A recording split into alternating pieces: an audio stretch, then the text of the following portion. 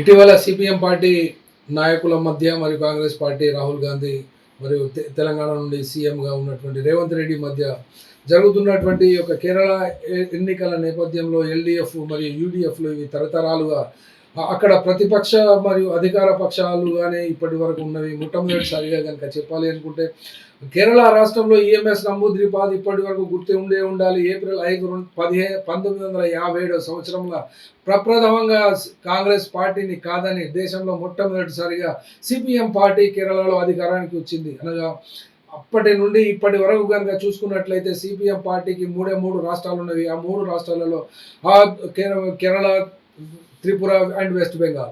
West బెంగాల్లో CPM party ఓటమి తర్వాత అక్కడ మమతా బెనర్జీ ముఖ్యమంత్రి అయ్యింది. తర్వాత త్రిపురలో ఉన్నటువంటి లాస్ట్ ప్రభుత్వము సిపిఎం తర్వాత ఇప్పుడు బీజేపీ ప్రభుత్వానికి వచ్చింది. అనగా ఇక్కడ బీజేపీ ప్రభుత్వానికి అధికారాన్ని కట్టబెట్టింది సిపిఎం పార్టీ కాదు. అనగా వెస్ట్ బెంగాల్లోనూ త్రిపురలోనూ సిపిఎం పార్టీ అధికారాన్ని అయితే కోల్పోయింది. కానీ అక్కడ బీజేపీ అధికారంలోకి రావడానికి కారణమైనటువంటి లెక్కలు కనుక స్టేట్స్ అన్ని చూసినట్లయితే త్రిపుర ఒక్కటి మాత్రమే వస్తుంది. ఇప్పుడు కేరళలో ఎన్నికలు జరుగుతున్నాయి కాబట్టి పూర్తి స్థాయిలో టార్గెట్గా సిపిఎం పార్టీని బీజేపీ ప్రభుత్వము చేస్తుంది. కాబట్టి రాహుల్ గాంధీ చేస్తున్నటువంటి ఆరోపణలు ఇంటర్నల్ అండర్స్టాండింగ్ సిపిఎం పార్టీకి బీజేపీ పార్టీకి ఉన్నది అని చెప్పడము కనుక ఇది బ్యాక్ ఫర్ అయ్యే అవకాశం ఉంటుంది ఖచ్చితంగా వెస్ట్ బెంగాల్ ఓటర్స్లో.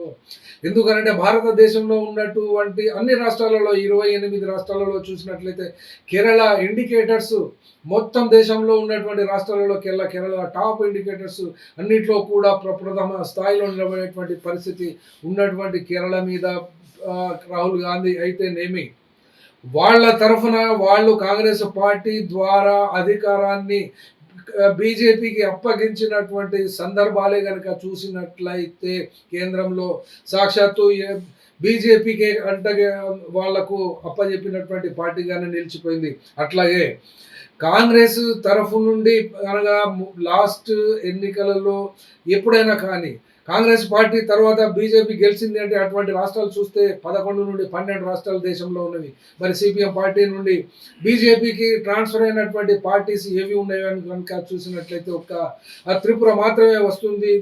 అట్లాగే ఇప్పుడు జరగబోయేటువంటి ఈ యొక్క కేరళలో కనుక చూసినట్లయితే రాహుల్ గాంధీకి ఎన్ని సీట్లు వస్తాయి అని చూసుకోవచ్చు. మరి సిపిఎం పార్టీకి ఎన్ని వస్తాయో, మరి బీజేపీకి ఎన్ని వస్తాయో అనబడేటువంటి అంశము అక్కడ కేరళలో 1957లోనే తెలివిగల ప్రజలు కేరళైట్స్ కాబట్టి వాళ్ళు ఎట్లా నిర్ణయించుకుంటారో ఓట్ల తరువాత అనేది తేలుతుంది.